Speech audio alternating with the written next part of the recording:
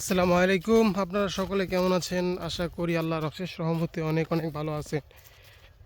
আজকে দেখাবো মাঠে কি সুন্দর সরিষার ফুল ফুটেছে। এটা ডিসেম্বর মাস, আর এই ফুল থেকে মৌমাছি কিভাবে মধু সংগ্রহ করছে।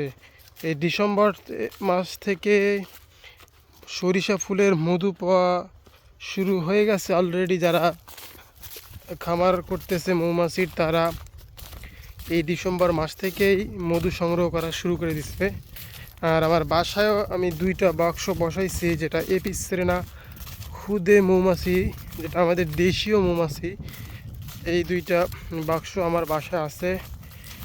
মাশাল্লাহ, ওই 2টা বাক্সেও খুব সুন্দরভাবে মধু করতেছে।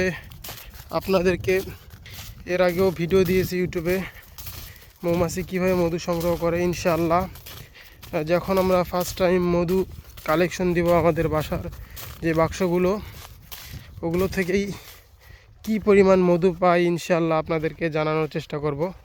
এই যে এইখানে দেখেন, বুঝতে পারছেন কি না, এই যে একটা মৌমাছি কিভাবে মধু নেওয়ার জন্য ফুলে ফুলে বেড়াচ্ছে, এক ফুল থেকে আরেক ফুল।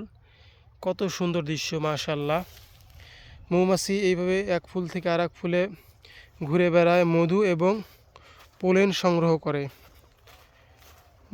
যাতে যে সময়টা প্রকৃতিতে ফুল থাকবে না, ওই সময়টা যাতে মৌমাছি সারভাইভ করে বেঁচে থাকার জন্যে ফুল থেকে ফুলের পরাগরেণু এবং ফুলের যে সুমিষ্ট রস, এটা সংগ্রহ করে থাকে মৌমাছি।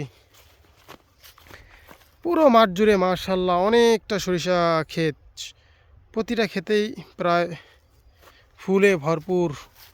এটা ডিসেম্বর মাস থেকে জানুয়ারির 15 তারিখ পর্যন্ত পুরো মাঠে ফুল দেখা যাবে, সরিষার ফুল আশা করা যায়।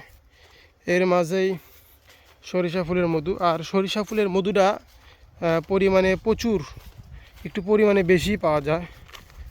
আমি সরিষার ক্ষেত দিয়ে হাঁটতেছি, পাশ দিয়ে আমার প্যান্টে সরিষার যে পরাগরেণু, দেখেন পরাগরেণুটা কীভাবে ভরে ভরে আছে। এই পরাগটাই মৌমাছি মূলত খায়।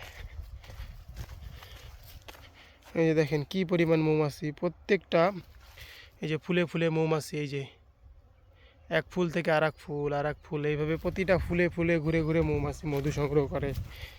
আর এর কারণেই সরিষার পরাগ মিলন সম্পন্ন হয়, আর সরিষাতে ফলন বৃদ্ধি পায়।